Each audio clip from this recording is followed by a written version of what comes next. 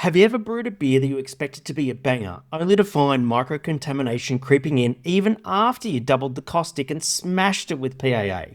You're not alone, and I'll bet those tanks looked clean too, right? But here's the thing.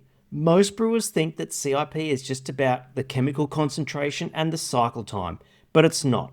In fact, the secret to consistent world-class beer often lies in 5 overlooked systems behind how you clean, sanitize, verify, and track every CIP you do. In this episode of Quality Focus Pro Brewers, I'm going to break down what those systems are, how to implement them without overcomplicating your brewery operations, and the one fix that turned around a Rockstar Brewer Academy members' quality problems almost overnight. So if you've ever felt like you're doing all the right things but winding up with inconsistent beer, this one's for you. Let's get brewing.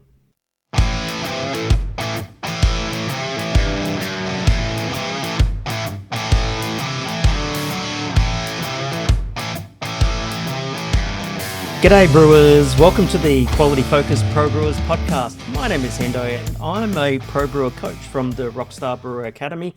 I help professional brewers all over the world make amazing world-class beer that they're super proud of.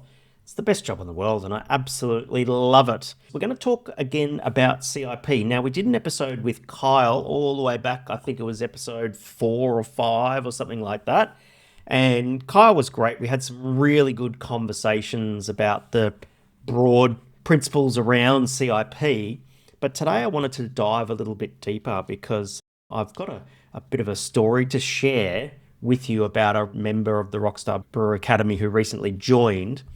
And I wanted to share his story about how to transform CIP from a dreaded chore into your brewery's secret weapon.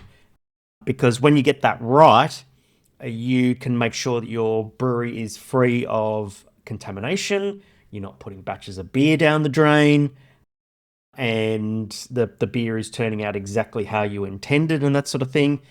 It is absolutely amazing. CIP is super important when it comes to the whole system around nailing beer quality and consistency in your brewery. It's easier when you define what quality and consistency actually means for your brewery when you've defined it in the first place.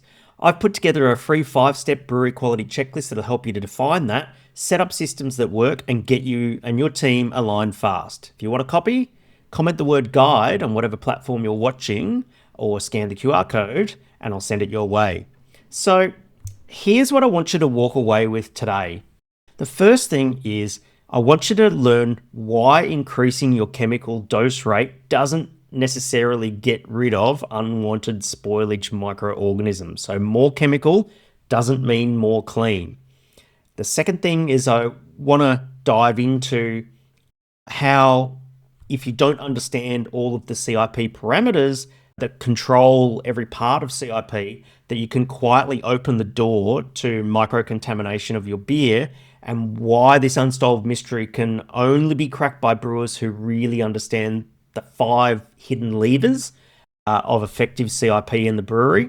And then the third part, imagine if you put yourself in this situation where a batch of beer has become contaminated out in the market, whether it's your tap room or out in the wholesale trade or retail trade. And when a batch of beer goes rogue out in the market and you're facing the tough questions and there's fingers being pointed everywhere whilst you're trying to solve the problem or find the source of the issue, there's a CIP secret weapon that you can use to pinpoint the source of contamination fast. I'm going to share that with you today.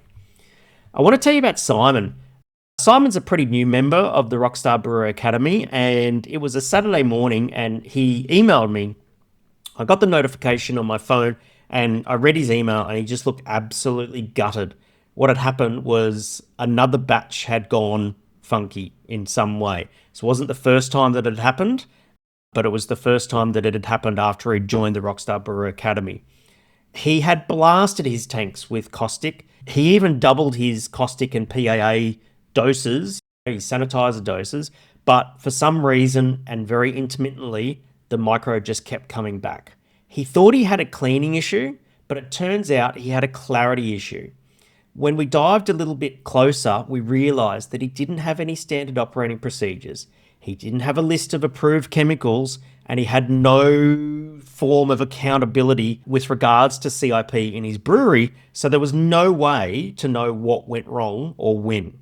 And so once we implemented the 5 CIP controls that we're going to talk about today and started implementing particularly around accountability of CIP, his beer turned around fast. There was no guesswork. It was just clean tanks, sanitized tanks, clean beer, accountability, and total peace of mind. When you're undertaking CIP in your brewery, it's a very common myth to fall into the trap of, if I increase the dose of my chemical in my cleaning solution, then my tanks will become more clean. Simon did this. He swore by heavy caustic doses, and then what happened was his tanks and therefore his beer was becoming contaminated anyways.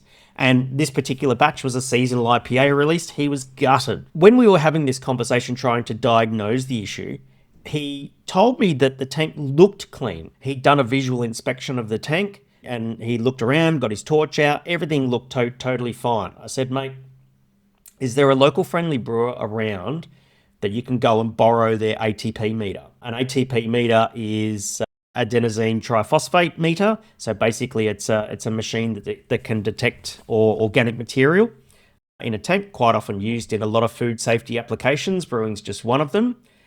And I said, look, an ATP meter is going to really tell you if your tank is truly clean. It might look clean, but the ATP meter is going to tell you if the tank is actually clean. And so he found a local friendly brewer and loaned the ATP meter, and he did the swab on his tank and it lit up like a Christmas tree. The thing was that he wasn't being sloppy with his CIP. He was using a very hot temperature. He was rinsing properly. He wasn't doing anything particularly wrong. He was running for the right amount of time and all that sort of stuff.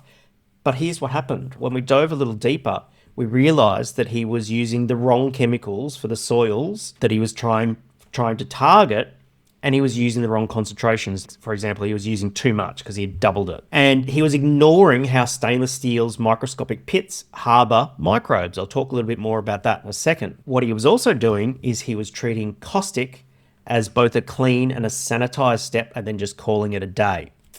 So the moral of that story is that a tank that looks clean isn't the same as a tank that's actually clean, sanitized, and has a microbe-free surface.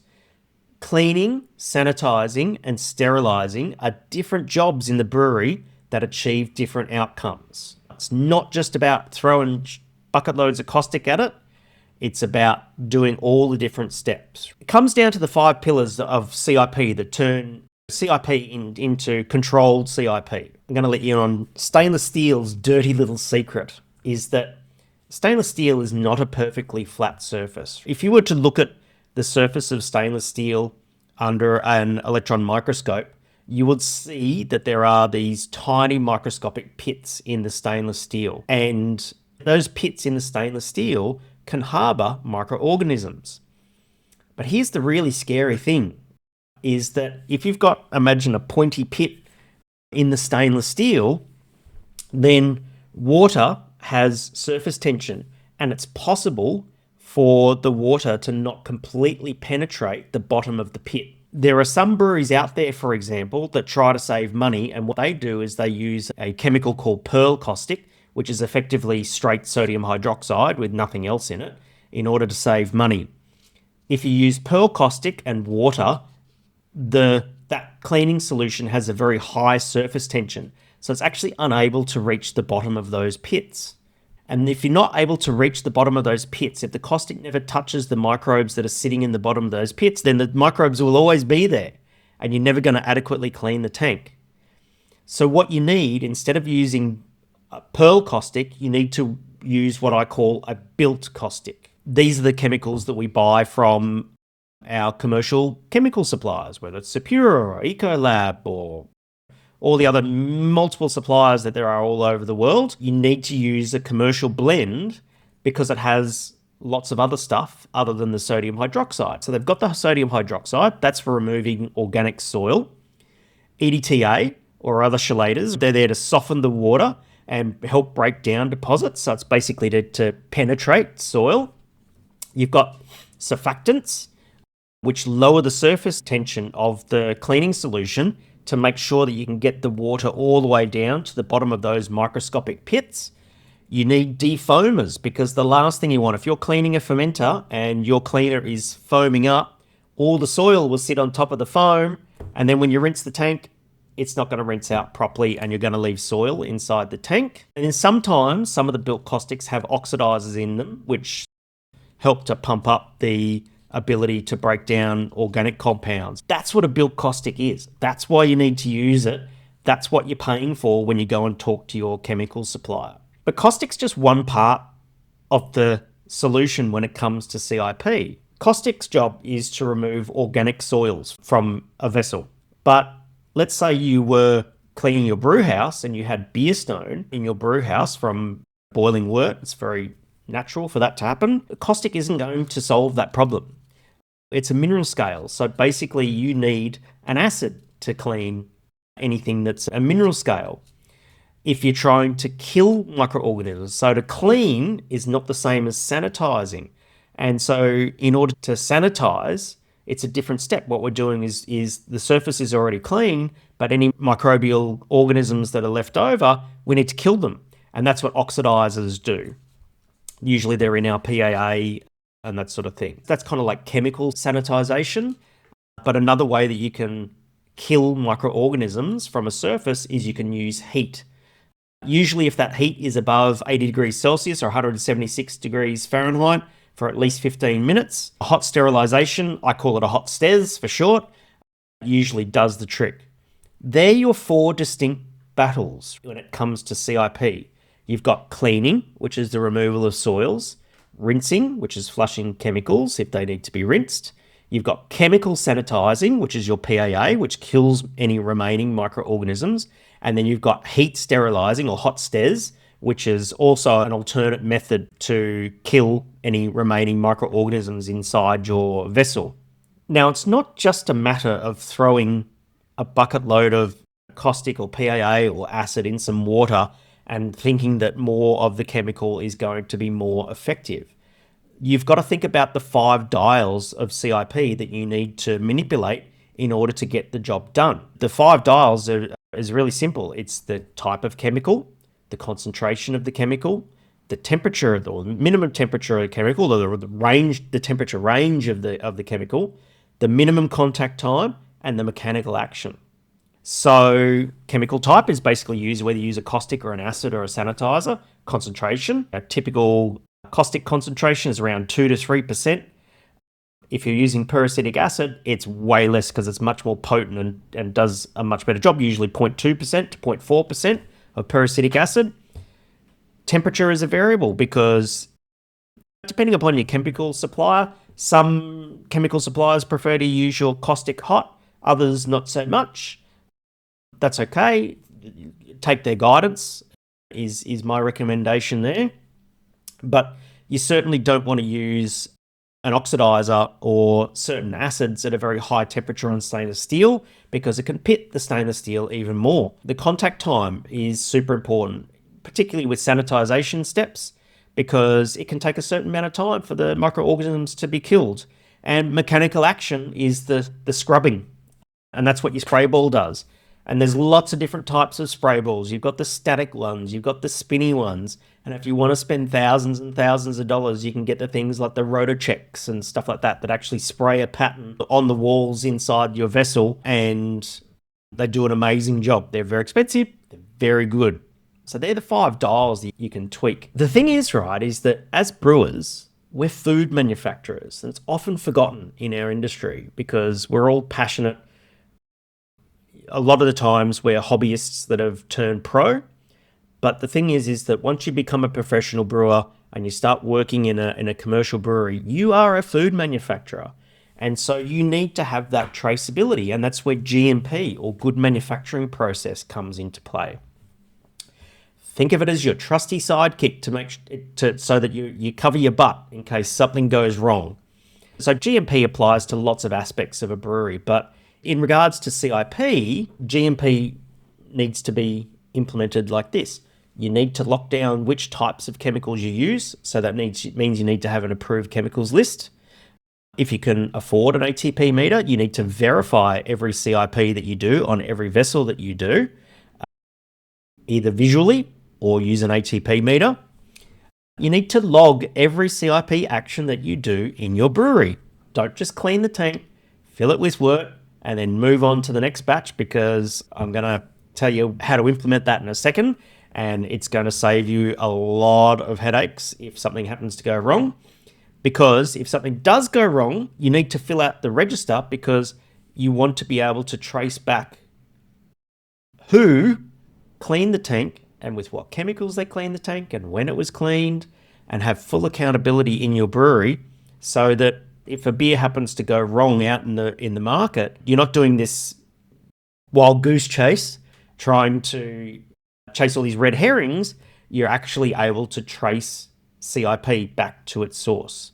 Now, before I give you a few tricks to tighten up your CIP game, just know this: the fastest way to get your team all aligned and your tanks truly cleaned is to clearly define what good looks like. That's why I made the free 5-step brewery quality checklist. It covers every part of your process and helps you build systems that actually work. So if you want a copy, comment the word guide and I'll send it over your way.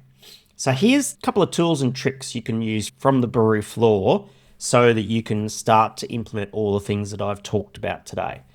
Wall of Wisdom is the first thing. The Wall of Wisdom is something that all Rockstar Brewer Academy members implement in their first 60 days at the Rockstar Brewer Academy. It's a number of different dashboards. It's basically laminated pieces of A4 or A3 piece of paper, and it basically sets out everything around quality in your brewery without actually having to go to resort to looking at past batch notes or detailed SOPs or anything like that. It's a time saver and it's a consistency maker, game changer, basically.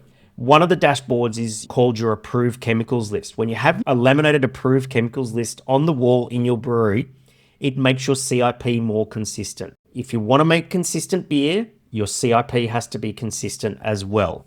It saves you looking up detailed SOPs every time, so you know which chemical you need to use, what the dose rate is, what the temperature is, and what the minimum contact time is at a glance. Consistent CIP equals consistent beer. The second thing you need to implement is a CIP register. Have you ever wound up with a contaminated batch of beer? So you've got multiple batches of beer, multiple 6-packs or cases of beer that are coming back to the brewery contaminated in some way. The thing that happens in those situations, they quickly degenerate into chaos. So in the chaos of troubleshooting, every finger's going to point in a different direction unless you have a CIP register. It's a log that tells you who cleaned what and when, and it'll give you a paper trail straight back to the tank, the chemicals, and the team member involved. And so in a worst case scenario, when your beer hits the shelves and it starts re-fermenting, the CIP register becomes your insurance policy. It's hard evidence of your process and accountability. The Wall of Wisdom is absolutely amazing. It's just 2 of the practical upgrades that you'll implement in your first 60 days of the Rockstar Brewer Academy. And if you're ready to get your CIP dialed in, as well as a proven system so you can brew world-class beer, you can apply to join at rockstarbrewer.com/apply, or if you're watching this on YouTube, you can scan the QR code on the screen. Skipping proper CIP is like using duct tape to fix a cracked keg. Looks fine at first, but eventually it's going to burst under pressure. Once you master the 5 principles, your brewery will become an unsinkable ship. Hey, if you like this episode, I reckon you should check out this one next. Thanks heaps for watching Quality Focus Pro Brewers. Catch you in the next episode. Cheers.